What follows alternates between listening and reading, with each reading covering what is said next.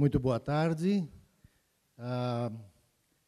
Muito obrigado à comissão organizadora do Let's Go, que me permitiu apresentar um projeto que nós queremos aqui compartilhar com vocês. Daniel? É Daniel? Por favor. Ok. Eu sou Enio Starosky, sou diretor do Colégio Luterano São Paulo, capital, e por alguns anos faço parte de um grupo de pesquisadores do Centro de Estudos Medievais, Oriente e Ocidente, da Faculdade de Educação da USP, e tenho o privilégio de, muitas ocasiões, levar professores, pesquisadores ao colégio. No ano retrasado, no final de 2017, nós, através do professor Jean Lawande, talvez alguns de vocês aqui o conhecem, professor titular da USP, achou por bem fazer um movimento inverso daquele que normalmente nós estamos acostumados a ver, que a pesquisa fica para a universidade e para a pós-graduação. Então, um movimento contrário, da pós-graduação à educação básica. Exatamente essa é a proposta aqui. Concretizar um projeto de iniciação científica. Até aí, muitas escolas fazem isso. Nós sabemos que temos projetos de iniciação científica no ensino médio, muito interessantes em várias escolas. O que é inovador aqui, no projeto do Colégio Luterano e algumas outras escolas na capital paulista, é exatamente a parceria junto de uma universidade e a parceria junto à USP, que resulta na publicação dos estudos propostos por alunos do ensino médio e alguns, inclusive, já no 9º ano. O projeto de iniciação científica no ensino médio, que nós colocamos, assim como título aqui, na verdade, dá nascimento a revistas interessantes que nós batizamos como CEPTA, uma palavra latina que significa início, mas não um início qualquer, um início com iniciativa, com empreendimento. Então, nós batizamos, na verdade, o professor Jean Lawande, que batizou, como um grande linguista da USP, batizou as revistas como CEPTA. Então, essas revistas reúnem ensaios de especialistas, textos clássicos e artigos de alunos dos colégios de São Paulo, capital. Esse projeto, como nós falamos, está ligado ao Centro de Estudos Medievais, Oriente e Ocidente, da Faculdade de Educação da USP. E tem esse viés exato de fazer com que o pesquisador não seja visto só como aquele que é universitário ou pós-graduando.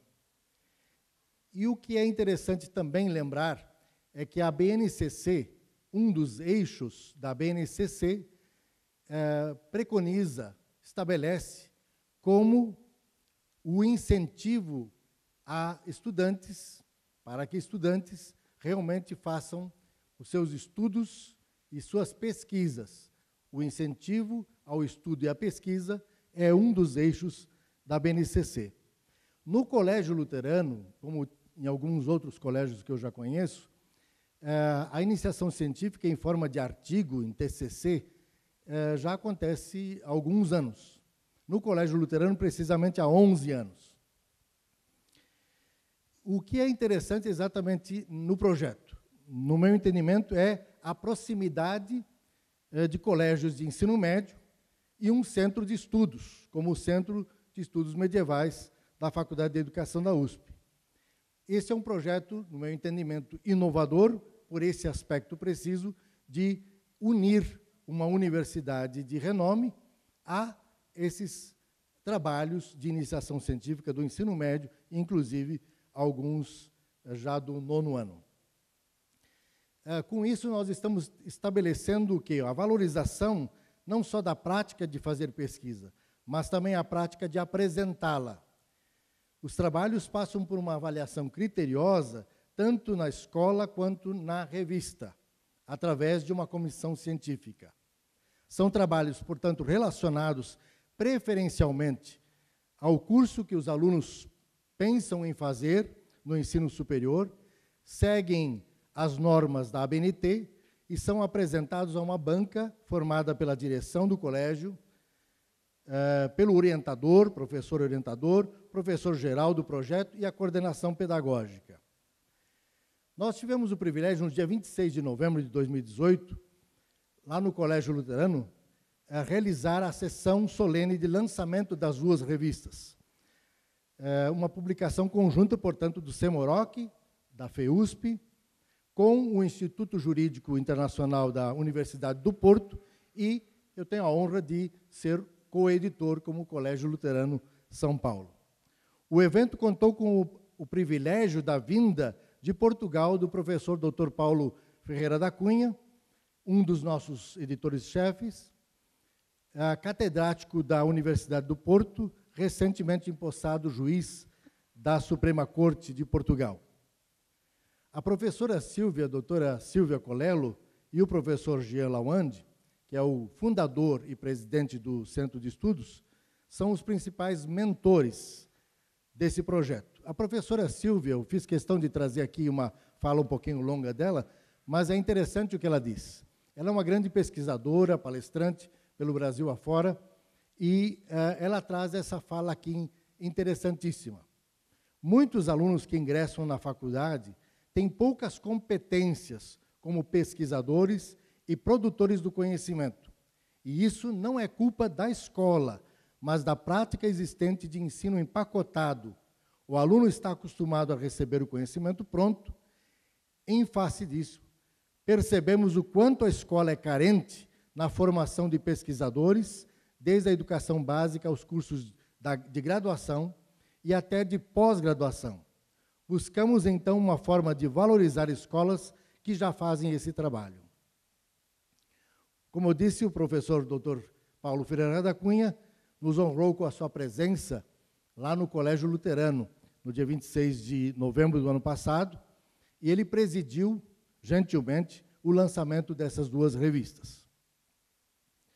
Apesar das limitações do seu novo cargo como magistrado na Suprema Corte de Portugal, ele fez questão de vir a São Paulo para presidir esse momento especial lá em novembro.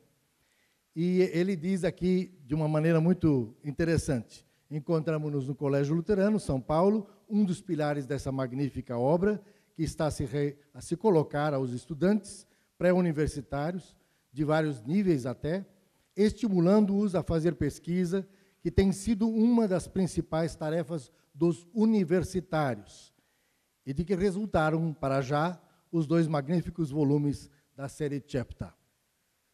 Portanto, no meu entendimento, trata-se de um projeto revolucionário de grande impacto, publicar em prestigiosas e tradicionais revistas acadêmicas internacionais, ao lado de artigos destacados, de destacados doutores, uma seleção de TCCs de alunos do Colégio Luterano, Escola Bilíngue Pueridomus, Colégios Ítaca e Centro de Estudos Júlio Verne, que é de Diadema.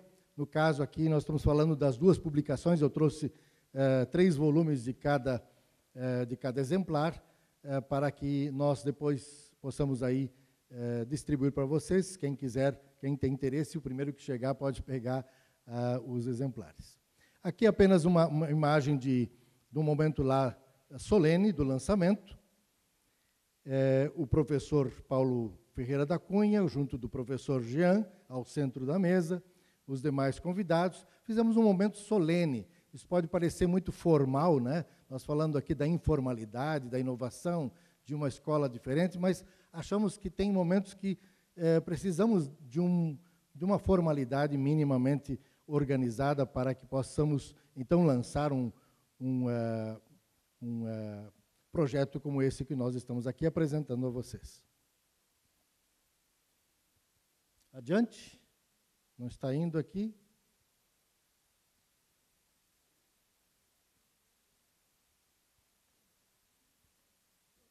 voltando um. Aqui é interessante nós mencionarmos que o prestigioso jornal da USP repercutiu, celebrou em longa matéria essa publicação. Então, vocês podem acessar essa publicação, uma reportagem bem longa, feita no ano passado, em novembro, pelo jornal da USP, que hoje é só eletrônico.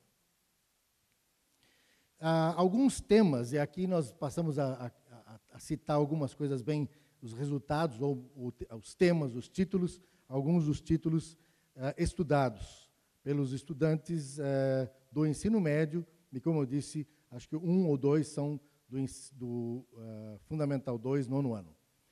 Alguns temas interessantes que podemos aqui listar, né?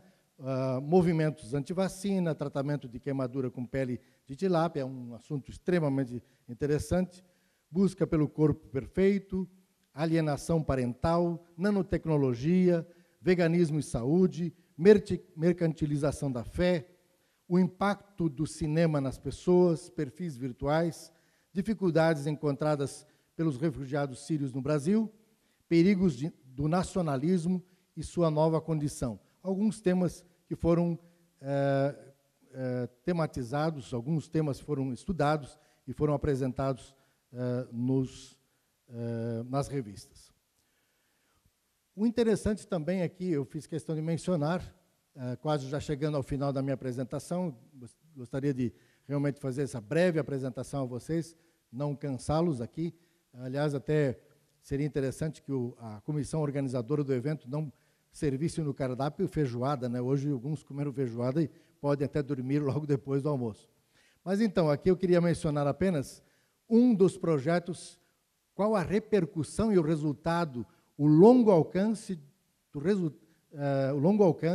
de um tema intitulado aqui por um estudante chamado Natan Sepúlveda Teixeira, que tematizou um assunto interessantíssimo.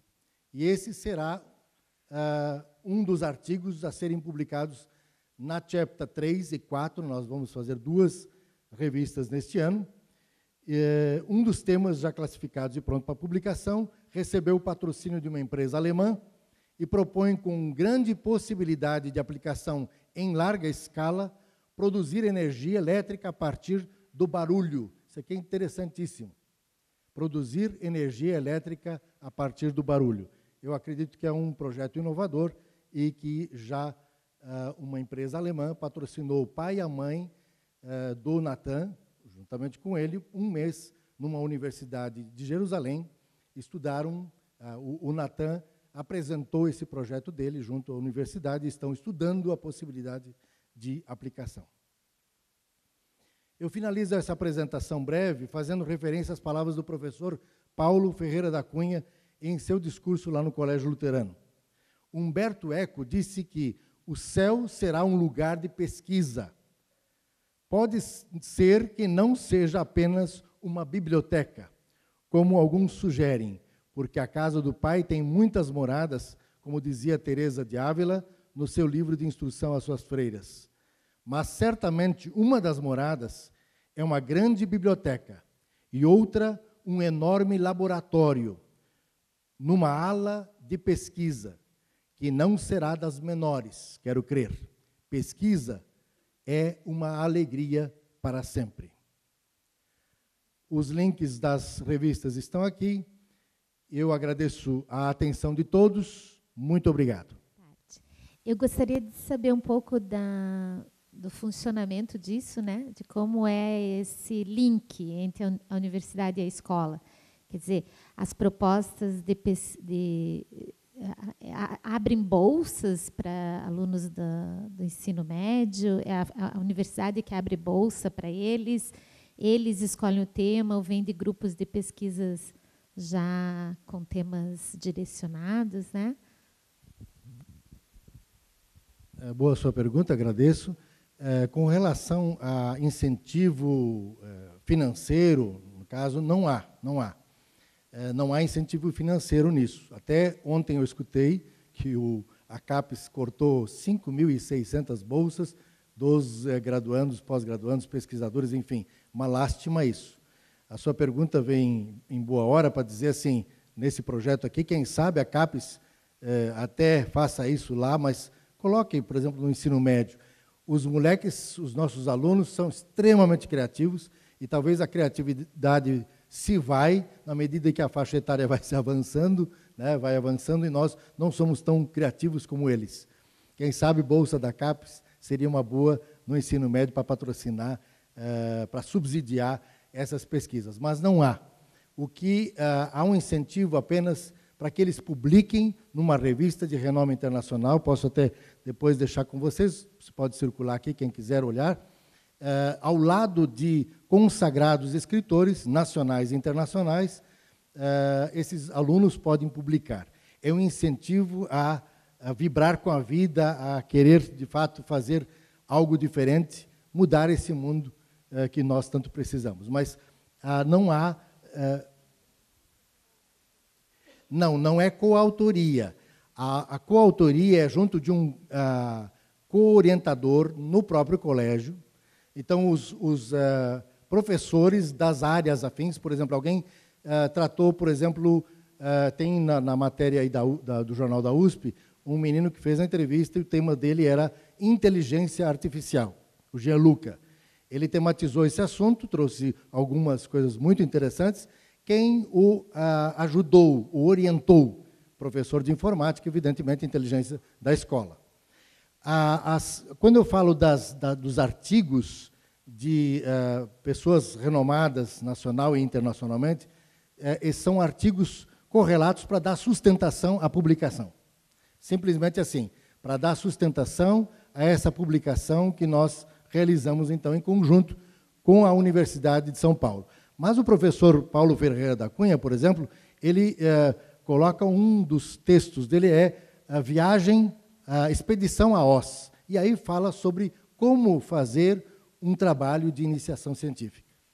E aí introduz, no chapter 1, no volume 1, exatamente como um estudante deve proceder para fazer um bom trabalho com fundamentação científica. Então, essa é a proposta. Os consagrados escritores publicam e os jovens escritores publicam também. Quer dizer, lado a lado, consagrados escritores com escritores iniciantes. Passa por uma avaliação, muito bem perguntado. Não é que todos os alunos são classificados. Há uma avaliação, a comissão de avaliadores, evidentemente que eu não faço parte, eu, como diretor do colégio, nem poderia fazer parte dessa comissão que avalia quais os trabalhos podem ser publicados. Então, há uma avaliação feita pela comissão do CEMUROC, do Centro de Estudos, desse grupo de pesquisadores. Muito bem? Ok, muito obrigado pela atenção de vocês.